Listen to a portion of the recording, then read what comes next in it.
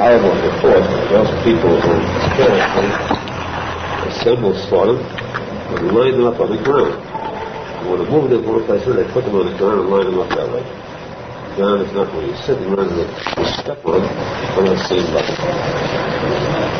Therefore, a person should be very careful to show the deepest respect, because the covenant of Torah is one, but he who shows covenant of Torah, he in turn receives the greatness of the Torah. What else? Yochim Torah Torah. Blessed is he who fulfills Torah. Blessed is he who shows covenant of Torah. A number of other halachos will take this up on Sunday, which did coordinated about covenant of Torah. Din of coverage, Sefer and coverage are given to Sifrei Kodesh. All Sifrei Kodesh, whether they are on parchment or whether they are in print, Moshem, Gemaras, other Sfarim, we cover that must be given to them. There should be a special place in a person's home, placed of top honor for these Sfarim. Should be considered the most important place in the house. Center, just like in the shul, you would have the Aron Kodesh. It's the head of the shul, the richest item in the shul. That's how the Sfarim should be placed in the house, also given the best article of furniture. It's best to the person who spends a lot of money for furniture, living rooms, bedrooms, and so forth, to consider spending an equal amount, a like amount, or even better, for a place to keep these Sfarim. They deserve at least the same honor and more. The Gemara says that you're supposed to have a shul in a city, in a town. You're not allowed to build any home, a private home, that should be taller or nicer than a shul. You cannot build a shul nicer than the place for the shul today is called a small Beis HaMikdash. Miniature Beis HaMikdash, your home cannot be nicer or larger, higher than the miniature Beis HaMikdash, or the Beis HaMikdash of today. So too, the article of furniture for the Sfarim should be the best in the home, or at least not any less important. Should be given a place of prominence, the proper covering. Two, instead a person is not allowed to hold a Sefer Torah without bare. Bare means with his bare fingers, and he has to touch the cloth, the parchment of the Sefer Torah, to use a talus, not with his bare hands. The only part of the Torah you can hold is the Eitz Chaims, the wooden handles. Then to stand up for it, he said to the person cannot sit on a seat, a bench where there are Sfarim.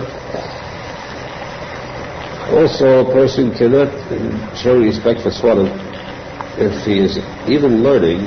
He should not rest his elbows on a sefer, on other Sfarim beggars.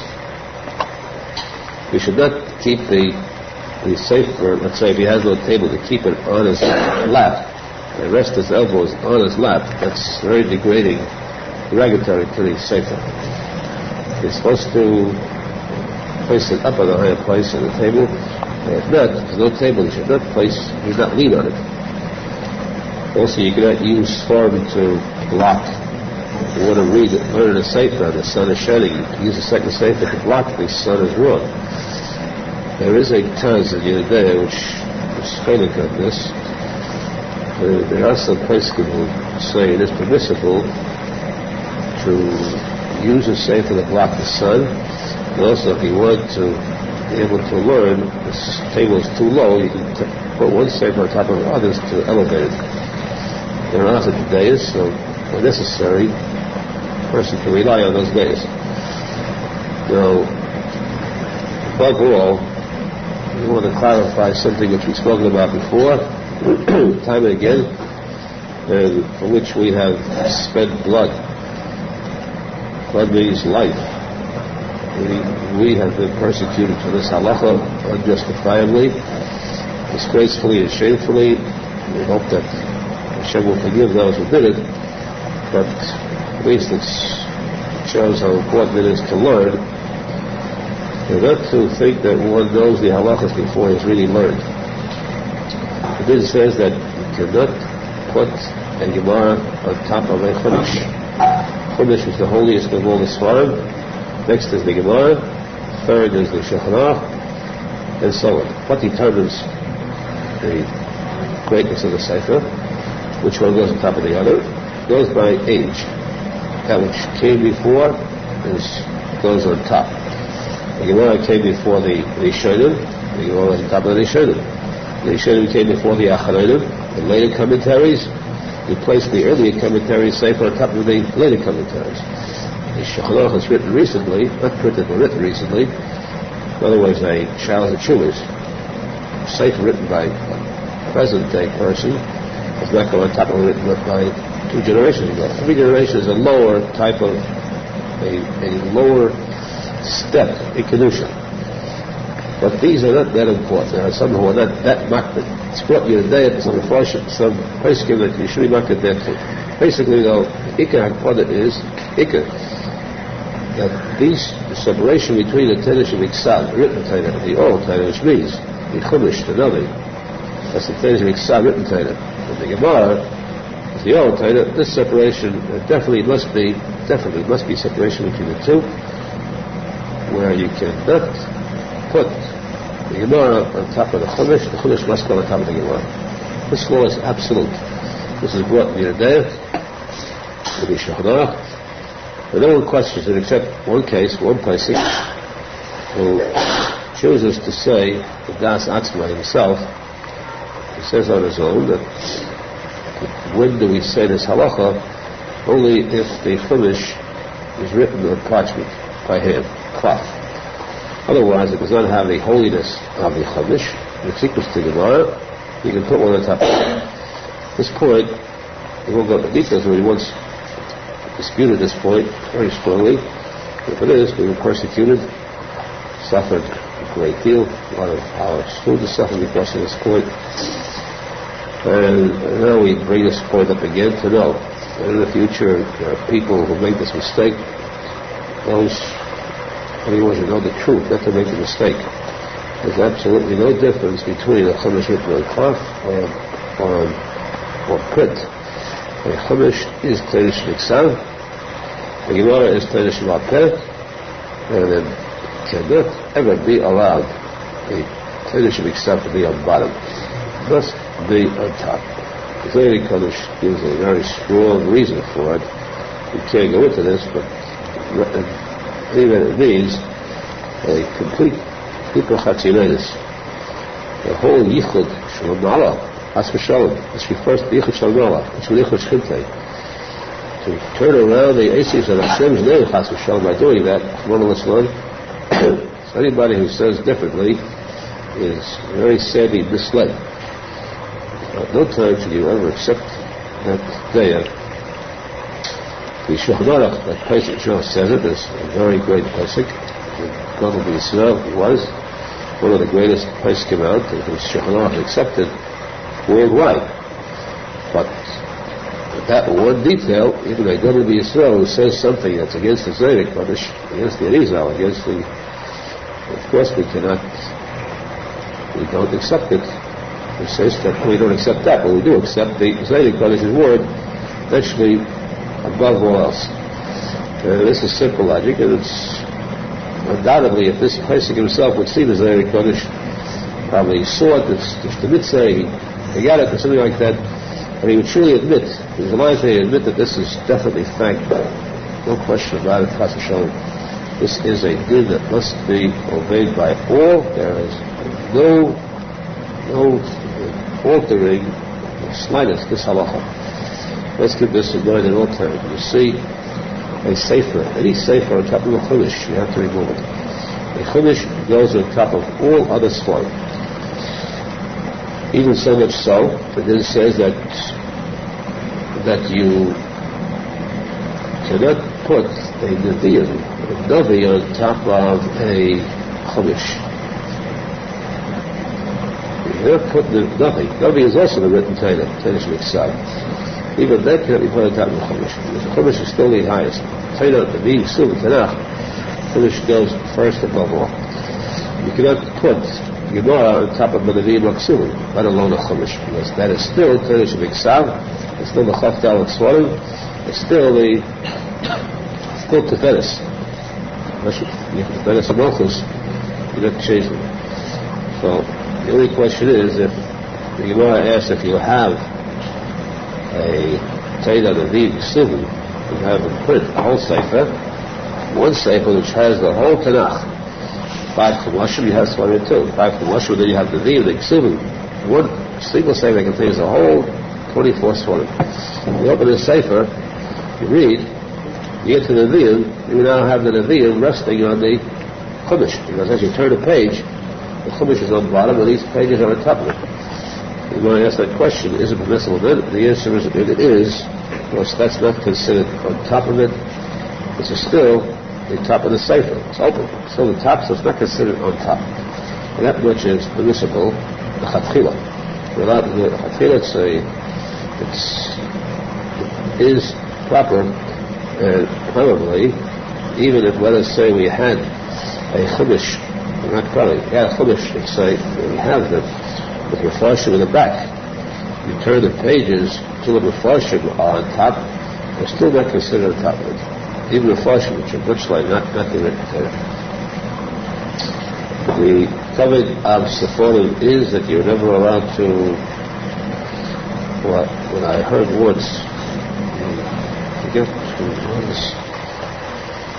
one of the Gedolim Yisrael, Rosh Yeshivas in Europe, came to America for a visit. I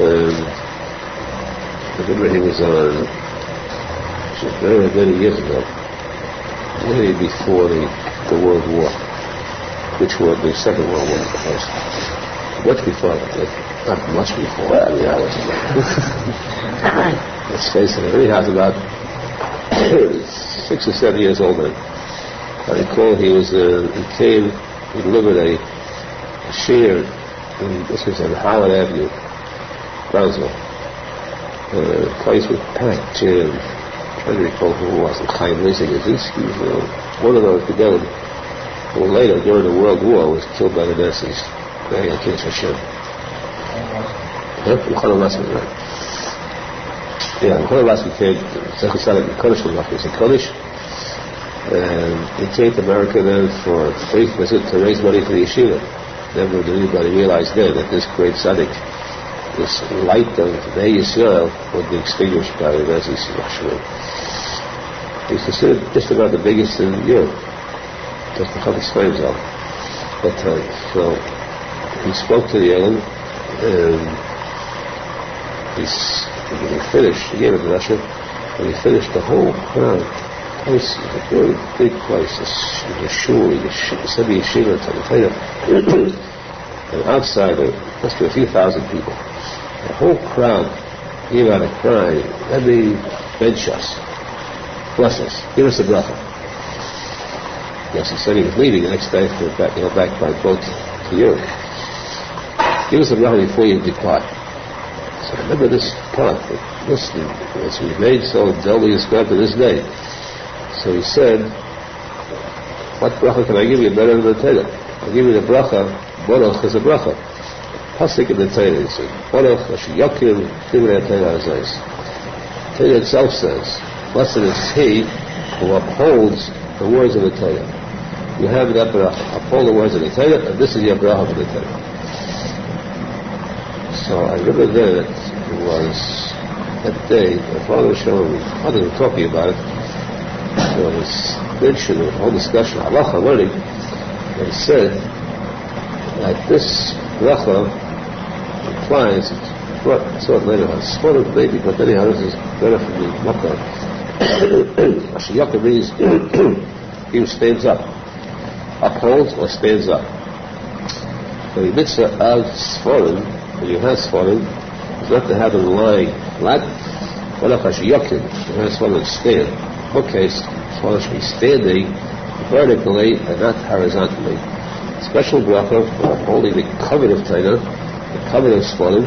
You see that Sforim stand and do not lie, wherever possible, of course. If you have a few Sforim that are very high, tall, the shelves are not big enough, and then of course you have them lying down. There's not enough room. There's always a few swaddling that are left over, extras, unless you have enough shelf space. But some have big closets and some more few swaddling, so the other way around. But basically, they should be stating. The shafts should have a special place for stating, other sort of stating. Basically, the vast majority should be that way. And that's one Shiyokim, which is reserved. All the interpretations will be kind of this and Lach Shekul Ter Azais, and thereby to receive as Berach HaMorach Shiyokim. Continuing in the middle of covered Sforim. If you have old Sforim that will say the Torah that has become unusable, or old Sforim have fallen apart, then they have to be given the same covenant as new ones. Just as we find in the other, the Luchais, the new ones and the broken ones, given the same respect. So all types of Sforim that are used up, don't have to use anymore. It is forbidden to ever throw them out or to Chas v'Shalom burn them. They must be hidden, taken to a special place where they are buried, given their respect of burial. This is called Geniza, and of course, how you can't go to the cemetery yourself to bury them. There are special societies set up for this purpose, covered Sforim. Either if they charge a price, or they charge high prices, but it's still so much of a necessity that no matter what price they charge, they're still doing you a favor. Otherwise, you'd have no solution whatsoever to this problem. So, if ever this problem comes up, you have a page or two, a daf in your home that's torn safe at some place. You bring it into a shul, and Shabbos there generally takes care of it. This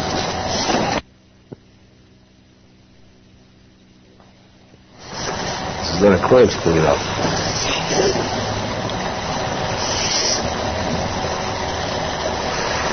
Tell you? The guy somehow got a hold of it, say the Torah, Chas v'Shalom, Tefillin, the mezuzahs, and how he got them doesn't matter. So he got them because he stole them from a Jew. But we know that they're kosher ones because this guy surely cannot write mezuzahs, say the Torah, or else he either stole them or he took them by force in payment for a debt. Now he is in possession of it. He wants to either sell this item, because in itself there's no value to him, or he wants to fence it. He wants to fence this stolen property. Generally, Gemara says that fencing, which is an expression of all your pure-minded ones, unaware of the translation reading of, means to buy stolen goods.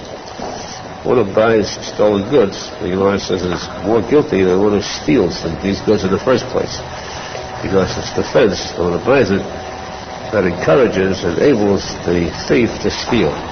If there would be no fence to dispose of these stolen goods, he would never steal it in the first place. Therefore, it is certainly very sinful to buy stolen goods at any price. In this case, though, in order to ransom, to rescue, to take out of captivity these holy items like stone, say the Torah, Tefillin, mezuzahs, for hands of Goyim, in fact, any sort too would be included. So it is permissible to buy these items to be good. And, however, you buy it from him, there's always, of course, the discussion about price. The guy comes and he asks for a certain price, you offer a certain price, so what is the price you're supposed to pay? The answer is that you're supposed to pay it according to the market price and no more. In fact, you try to get it for less. You try to dicker with him, bargain with him for as little as possible. Not though you go too low in price.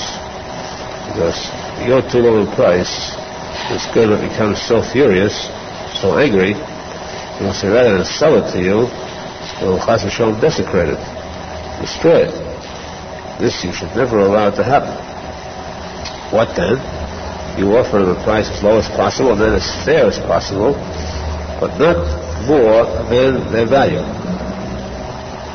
Not more than the value. Why should you not pay him more than the value of these Sforim? Because if you pay him more, you will encourage him to steal. You'll go out to steal more. You're going to discourage it by showing, by feigning, by pretending a lack of interest in it. So that you become discouraged as far as trying to continue taking away these clay Kaddish from Jews. That's for sure. So that's why you're supposed to try your best to keep down the price and to show that there's no hurried, enthusiastic market to buy it, say this in the guy.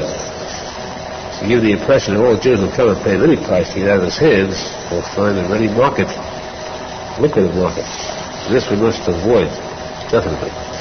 This is the way to deal with a goy, Chas v'sholom. We took this. There's better ways of dealing with goy than do this, you know. This is where we can't do anything better than try to deal with them.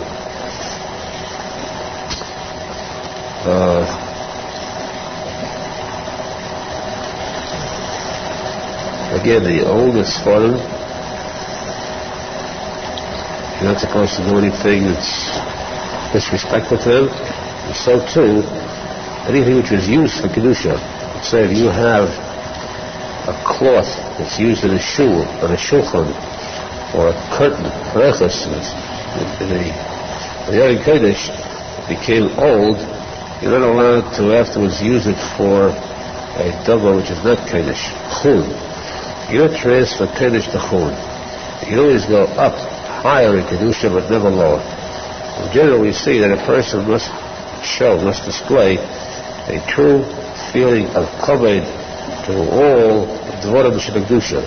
This instills into a person's heart a sense of purity, Kedusha, and Tahara. The Midas, the Yonah says, leads to Nevuah and the HaKadosh and Tchias HaMesim and the Heidah.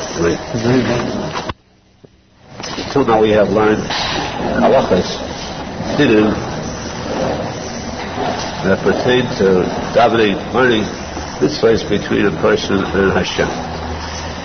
Now, we deviate for a moment. The Shulchan Aruch goes now into the chapter written by the Rambam in Hilchos Beis, which refers to a person's moral nature, character, not to build character, not to improve one's relation with other people. How a person should improve with himself, his own nature. The Rambam says that people are different in nature. Every person is born differently, even in knowledge itself, quality. A person, for example, who's born with a hot temper, he's very easy to fly off the handle, to become angry at anything, and it's his nature. Knowing even that it's bad, not that it's uncontrollable, but for him, the smallest thing can get him angry. There's another person whose nature is just the opposite. A person who by nature, again, not because of his goodness, by nature he's a type that he's very easygoing. If something bad happens, it doesn't bring him into a fit of temper, a rage. So these two people start differently. They both start off in one has an unfair advantage over the other, because they have to improve themselves. One is already born as a perfected item, and one is born with imperfections that require a lot of molding. It's a person who does become angry once in a very long while, so he has an advantage. Then there's a person who by nature feels himself superior, haughty, a haughty type of nature. He feels that looking at other people, he considers them inferior. And this is a natural instinct within himself, whereas it's another person who has an inferiority complex. Looks at each person and feels that they're better than him.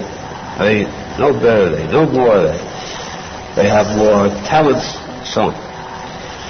Then there's a person whose nature is that he has desires for physical pleasures. His whole mind is concentrated deeply within him on acquiring these pleasures. Good food, good times, good pleasures, to go out and live a good life. And if not, he doesn't feel right. He craves these things.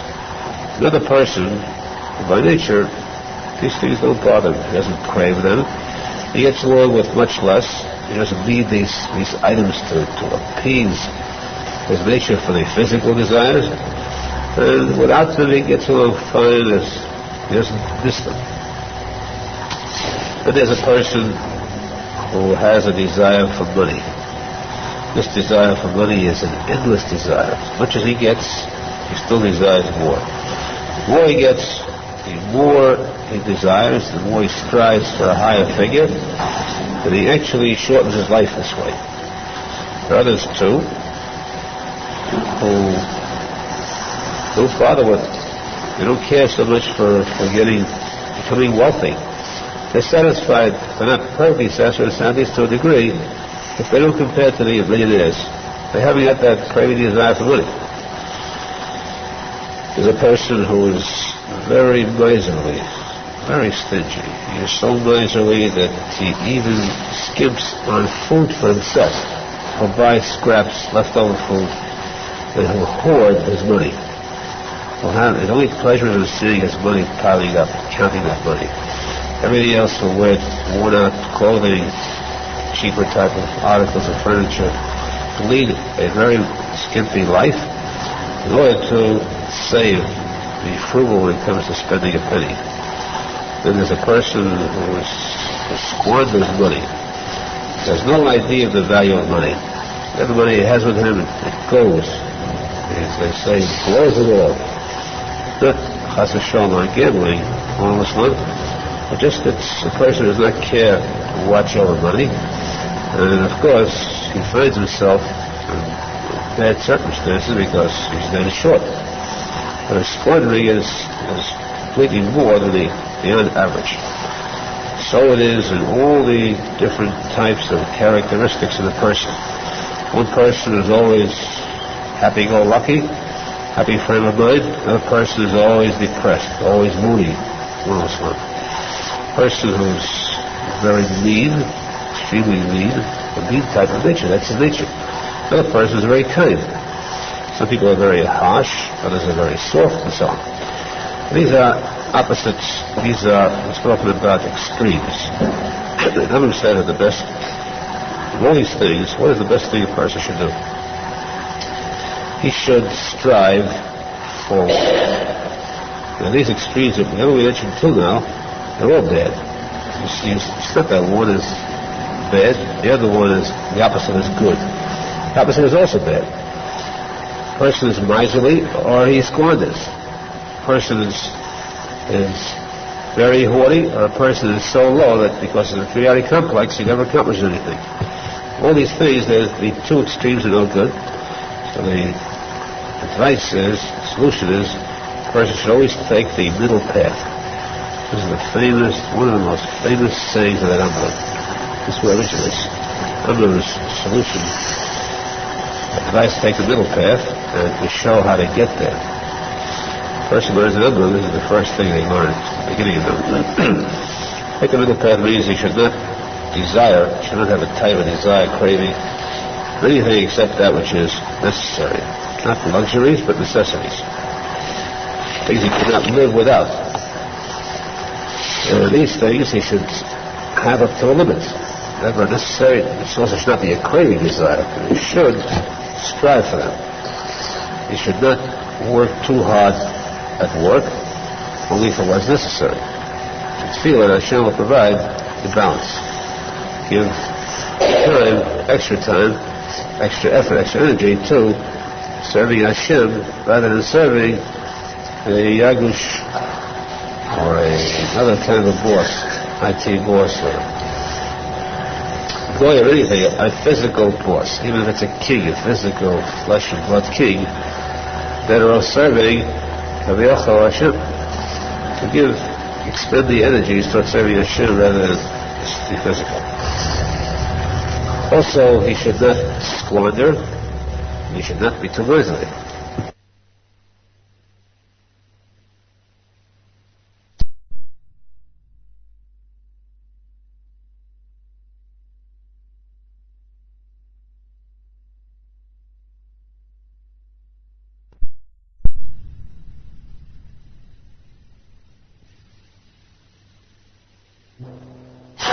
Measure a lot, budget his ways, spending. He should not even squander too much on stucco. He should not go wild with these things. He should not be too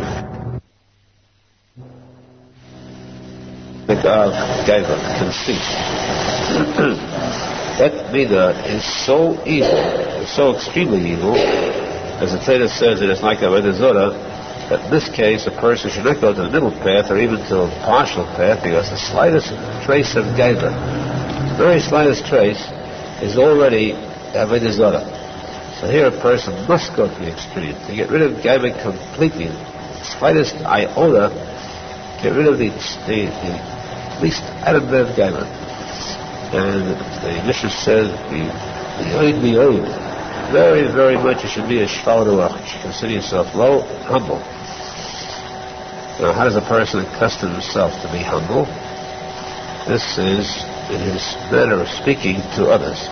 He should always speak softly, his head slightly bowed, and every person he speaks to, he should consider as better, greater than himself. How? Because if he is a Talmud Chacham, if he's more learned than you have to give him cover for the sake of his Torah. If he's wealthier than you, here the Gemara says that Rebbe, Rabbeinu Kodesh, used to give cover to the wealthy, because he said, Hashem blessed them, they deserve cover. And if he has less money than you, if you are wealthier than him, or if you are more learned and wiser than him, again you have to give him cover, because you must say to yourself, he's a bigger tzaddik than I am. Because he has less money, he's poor, and I'm well off, so that means that Hashem is going to judge him much lighter than he'll judge me, in a harsher vein. If he is less learned, if he's not educated and learned, then he's much better off than I am, because he commits a sin, it's like doing it b'shegeg, unintentionally. He doesn't know any better. Me, Chas Hashem, whatever I do, it's amazing.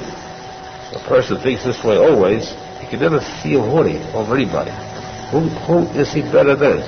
Each person will see is better than himself. So he'll lose, he'll drop that haughtiness and conceit, consider himself low, be the characteristic of an evil. Second point, that is also evil completely. A person should possess no slightest trace of, is the midah of kas. This is something that has no middle path. A person must refrain from this to the furthest degree. He should accustom himself, he should not become angry. Even on matters that do justify a person losing his temper, even they should control himself completely. If he needs this kas, a display of kas, of anger, in order to instill a fear, a respect in his family, his children, to lead them on the right path, or his workers, or his subordinates, servants, then what he should do then is to, in his heart and his mind, to be perfectly calm, not to feel the slightest trace of anger, but to demonstrate, to pretend to be extremely angry, to yell as though he has lost his temper, but at every single moment he should have complete control of himself. There should be no real fit of temper, no anger whatsoever. This is only done as a means of settling showing his authority, but at all times it's forbidden, even with his own family, even with his own children, to really lose his temper. As the Gemara says that Eliyahu Zal, one of the Rabbis, Eliyahu Zal said to Rabbi Yehuda, that I have advice for you. Coming down from heaven, I have advice to you. So the advice is very simply this statement: do not be angry and do not commit sins. These are not two statements. This is one statement. Not be angry, because if you are, if you come with the cast, you will commit sins. It's the same thing. Anger and committing sins. And therefore, this is the Gemara says too that a person who is in cast is as though he worships idols, and every type of Gehenna can then rule over him. So the pasuk says, get rid of cast from your heart, and get rid of evil from your body. Evil means Gehenna, so if you remove the cast from your heart, you will then have the Gehenna punishment removed from you, because those who have bad tempers, their lives live very poorly. There's no pleasure in their life, because they're always flying off, they're always getting angry, they're always aggravating themselves. The person who has a temper hurts mostly himself. So the best path is the path of tzaddikim. Tzaddikim who are kind, who are soft-natured, who never hurt anybody else's feelings, and never feel hurt if they are insulted. They never go into anger if they themselves are insulted. They listen to harsh words, they do not retort, they do not reply. This way they serve Hashem, Ahava, and love, and their Ahava is the power of a son. To fulfill this Midas famous good characteristics, because this is the true way of Midas Hashem. Dealing with the Indian topic of character, Midas, characteristic qualities. This says a person should always prefer silence. One of the greatest qualities possible is silence. One to control one's tongue. A person should speak only if it is words of tefillah, or matters that pertain to very vital matters of life itself. He's for life, he says. He wants food. He wants to eat. If he keeps quiet, he'll starve. He won't give him. Even things that are vital to his physical being, he should cut short, speaking as few words as possible. As the Mishnah says in Pirkei Avos, one who speaks a lot brings to sin. Also it says that the best thing I've found the person's physical being is silence. It says too, it never says that he who wants life will find life in the tongue. Tongue gives life. He who wants death will find death in the tongue too. Because tongue can bring both. The person will be very guarded, very careful with the words he speaks. And as the Zohar Kodesh explains the Gemara says that speech is silver and silence is golden, or speech is a golden is a coin, and silence is two goldens, double worth twice as much. The Zohar says that speech is true, it's worth something. Silence is worth nothing if that speech is words of Torah. So a person should be very careful to guard the words that he speaks, and he'll find this will affect his whole being. Every part of it will become affected if he watches his words, especially if he saves himself from saying a word of Lashon Hara, controls that. It contains himself, he keeps it in, it doesn't let it come out. Once it comes out, it can never be thrown back again. First, you not say a word to say sorry, bring that word back. It's gone. That word has made its mark. As long as that word is still inside of him, he's the master.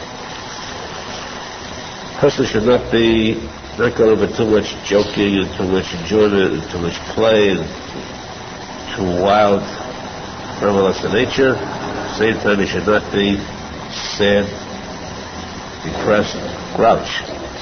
He should be a simcha always, a guided kind of a simcha.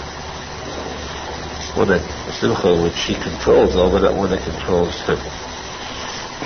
So the person should be very happy with what he has.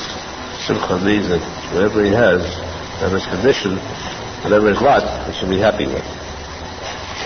Because if he's not, You will not find satisfaction in being unhappy about it. Because unhappy means you'll have jealousy, you'll have desires.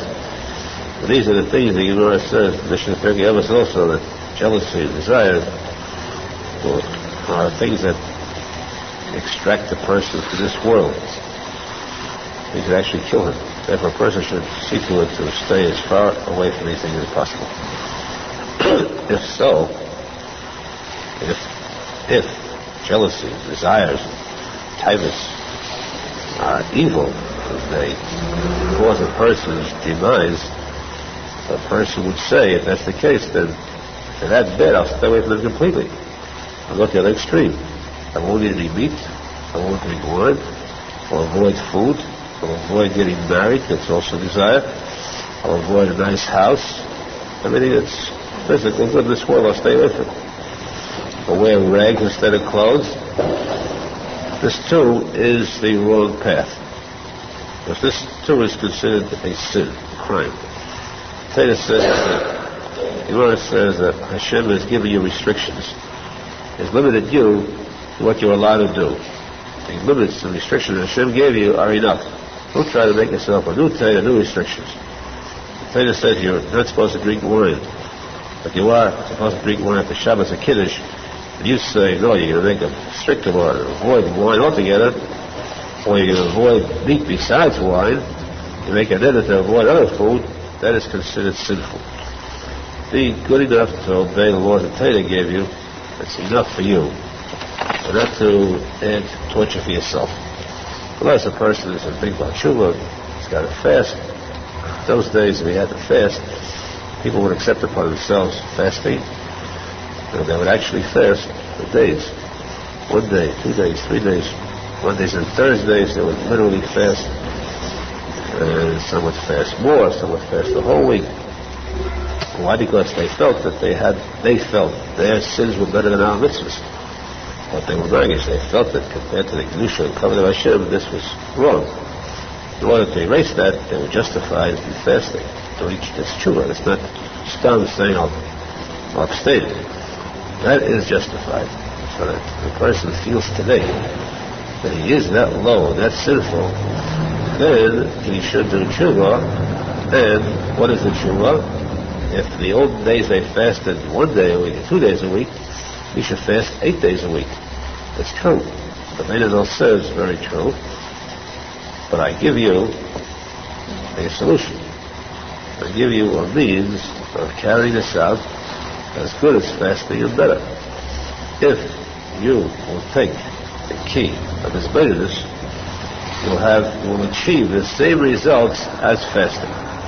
There's no difference because both will lead to the same station, the same last stop, the same goal. As much as fasting accomplishes, and it accomplishes a lot, the person abstains from food, he suffers, he tortures himself. Same thing if he eats, doesn't abstain, but he has his benefits, private talk to Hashem, exactly the same results are accomplished, the same tshuva, the same forgiveness, the same credits, and so forth. Now, this is a unique revelation by the Vedanta, giving us something that is so precious. Being able to be zeichet to achieve so much in so simple a manner. The easiest thing in the world is to go into a private room and talk privately to Hashem. It's a pleasure to talk whatever is on your heart. Get it off your chest. Talk to Hashem as you want to. A true friend. This is really a true, sincere friend. One that can help you. You go to a doctor, you don't know if he has the cure for you. You go to a rich man, you don't know if he has the money to lend you or to give you. You go to a wise man, you don't know if he can solve your problem. You come to Hashem, everything can be solved there. But you have the desire there. Hashem wants to come to Hashem, pour out your heart, and know that it is reaching. Know that it is being listened to. Know that this is the place where you could get the answer, the solution to all your problems. This is the way for children. This is the same as fasting, as good at least. This is an eitzah that every person should take, carry out every single day. And it's source of that which is relative to the English language.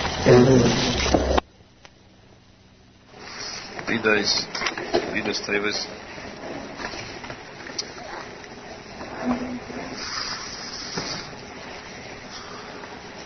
chapter on character.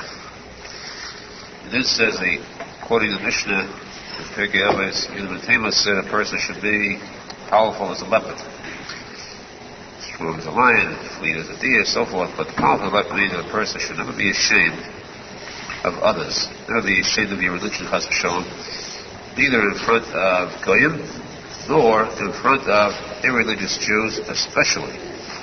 That if a person mocks his being orthodox, or worse still, a person uses the derogatory term of fanatic, too religious, you're a fanatic, which of course, by the way, is a very serious lie of falsehood, because the person who accuses others always accuses others of his own shortcomings. The person calls you a fanatic, it's because he himself is a fanatic. A fanatic is one who is illogically irreligious, who is fanatically not religious. There's no things being fanatic and religious, because if you're following the mitzvahs of the Torah, you are a follower of Hashem. So a fanatic is he who is against religion. This person who mocks, derides, belittles, that's one that you're not supposed to be ashamed of in front of him, be proud that you are serving Hashem. But, back to character, at the same time, do not answer him with derision too. Don't stoop to his level. Because if you do, you will acquire his qualities. You'll acquire arrogance, azus, which is very bad. Even in the place of serving Hashem, you should not have azus against people. So, reply to him softly or ignore him. Do not answer with that low type of, base type of retort. And so too, even when doing a mitzvah, a person should not go into what's one of the worst characteristics as machlekes. Cause machlekes, to cause battles, rifts, as you have among Hasidim, among Rebbes even, dissension, lack of achdus, lack of unity, which is what's causing the churban, what's causing the golus today. The Jews would have achdus, would have no longer any golus. So a person should not cause machlekes, even in the case, for the sake of a mitzvah.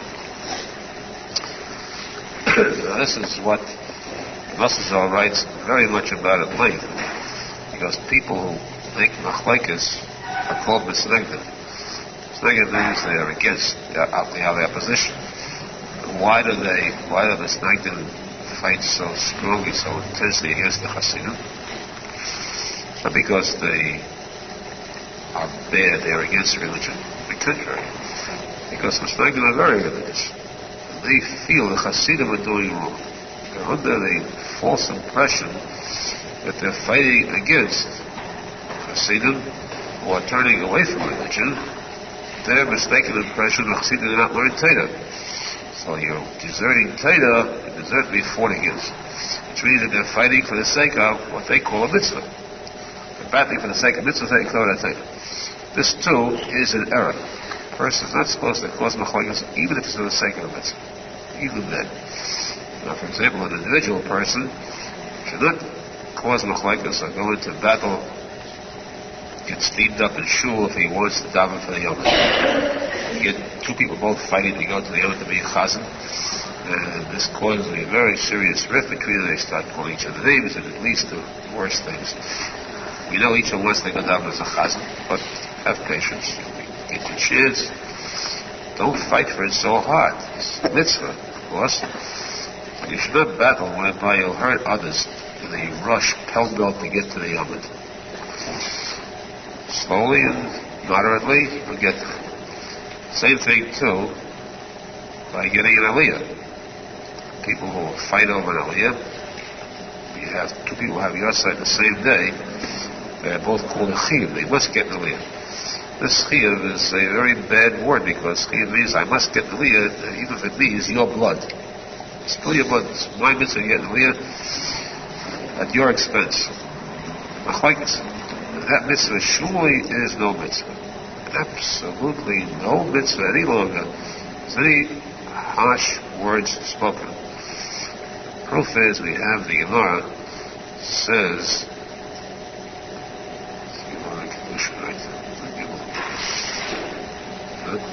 Mishlan Gimel. Hatznuim Meishchnes Yideim. It says that by the mitzvah to take from the certain parts of the Kalmonis, and the mitzvah to take it, it's holy. Mitzvah to eat that. The Gehanim. It says that the Gehanim, there were those who were disrespectful, who were without manners. They grabbed. They grabbed and they ate. Hatznuim, those who had tznius, they were modest, they were quiet, they were respectful, they withdrew. They kept their hands away from it until they didn't reach out for it. If there was something left, they took it. If not, they didn't. And this was a mitzvah to eat this. These who did not eat it because there was nothing left, because they didn't fight for it, they were called tznuim. You see, even in the case of a mitzvah, with no condition should a person go into machlekes. That's what Abin Azal brings. Masal brings Abin Azal, that a person who's a bal machlekes, he causes machlekes, causes dissension. Like of achdus, that person must come back as a gilgul. When he comes back as a gilgul, he comes back as a lefty. Shalom said that the last gilgul, he was a machlekes, or it's written elsewhere, he was a liar. Sometimes they come back and they retain their former qualities, former talents. It's a big talent. So we see from here, the Masal says, there's a saying from a Chacham that one machlekes can destroy machlekes you have, let's say, in business. Each one is fighting for his rights in business. Why does a person fight? Argue, battle with the next one? Because he wants to get this customer or this route. He wants to make the money on this. So he thinks he's going to get a livelihood. Machlekes can cause 1,000 people to lose their livelihoods. One machlekes. Of all, the keli that holds the greatest bracha of all is shalom, peace. Which means that Hashem should bless us with shalom. Today is the Shchedesh, so it's good to review. Though we have already learned this in Kona Chachamim, we have indelible memories. Still review a few halachas for the Shchedesh.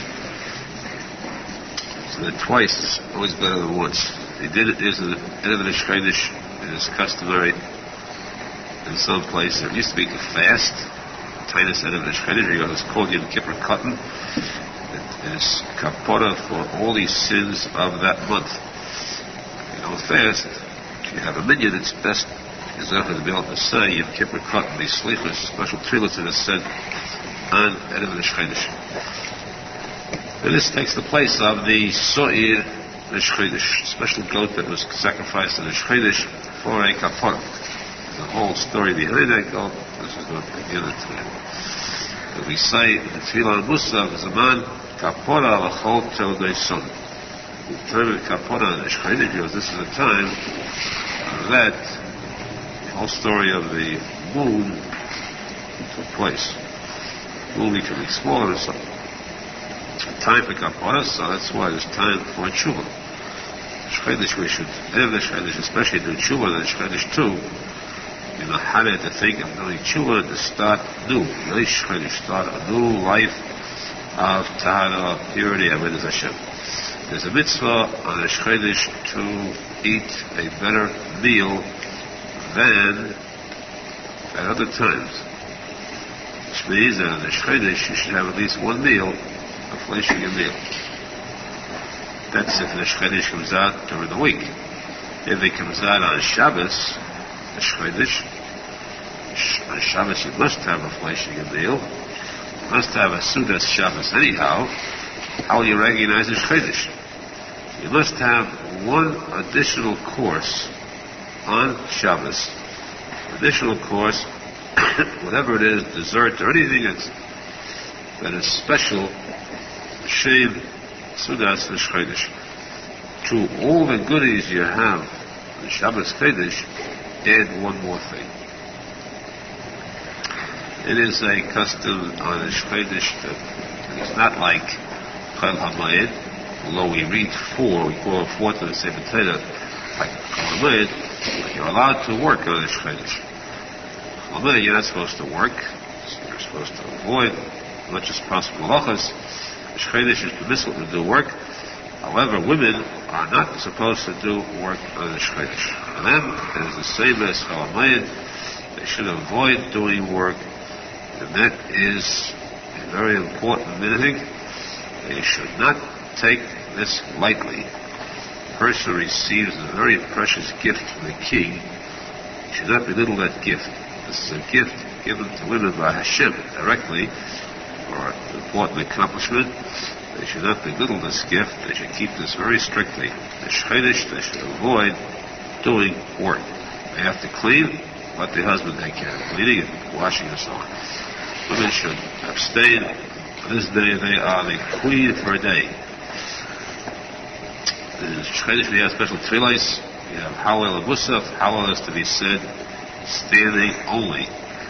2 things to stand only, not to be mafsik in the middle. You cannot talk out in the middle of Hallel, from the first bracha until the last bracha. A person should strive to say Hallel with the minyan. It becomes a late, it's better to say Hallel before davening with a minyan and after davening without a minyan. And if he is alone in shul, after the people have left, just a few people there left, get 2 people to stand by while he says Hallel. He should say Hayyul Hashem Ki Tov, and they should answer him just as the Chazan does with Hayyul.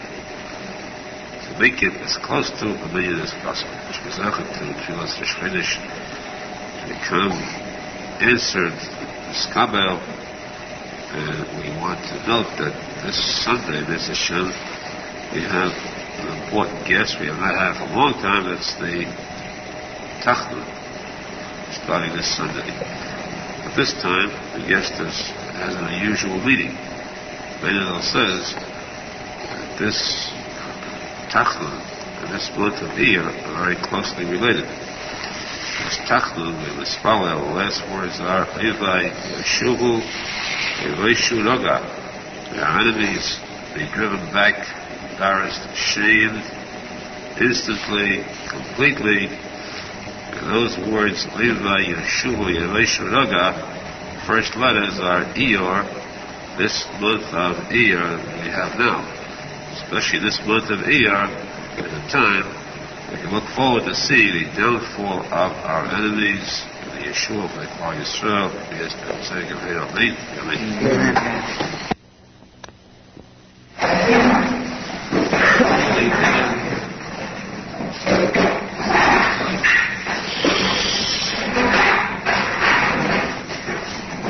Series of halachas that pertain to building one's character, purifying oneself from midas characteristics. We started to speak about the nature of a person is to ape, to copy, to mimic those whom he is close to. A person lives with someone, after a while, he has to be like that person. If you live in a certain climate, you have to be like the people in that climate. You move to a different neighborhood, you become acclimated to that type of nature that exists in that neighborhood. Therefore, this works too. It models, principles, spirit. A person who lives among the Shoyim, As Shalom, begins to copy their ways. That's why Gemara says a person should always seek to live in the neighborhood, in the vicinity where there are Tamidei Chacham, regardless of what the expense is, what the sacrifice is. The person should always live among Tamidei Chacham in a place of faith. The person lives among the Shonim, as good as he is, he will surely fall to their ways. And so a person can never excuse himself and say that he cannot help his status and level of religion because he's in a neighborhood where people are not that religious. That is no excuse, of course. Yes, there is. If you see your neighborhood is bad, you've got to remove yourself from them. You know that their actions will reflect upon you. You must attach yourself to Tamidei Chacham. So too, individually, the person must attach himself to the Chacham in every way, because they, Talmid Chacham, is like the Shekhinah. How does a person attach himself to the Shekhinah? By emulating the midas, the characteristics of the Shekhinah. How does a person attach himself to Talmid Chacham? He has a daughter, he should marry off his daughter through a Talmid Chacham. He has the opportunity to see, to have a Talmid Chacham in his home. If he could, he's wealthy enough to support it.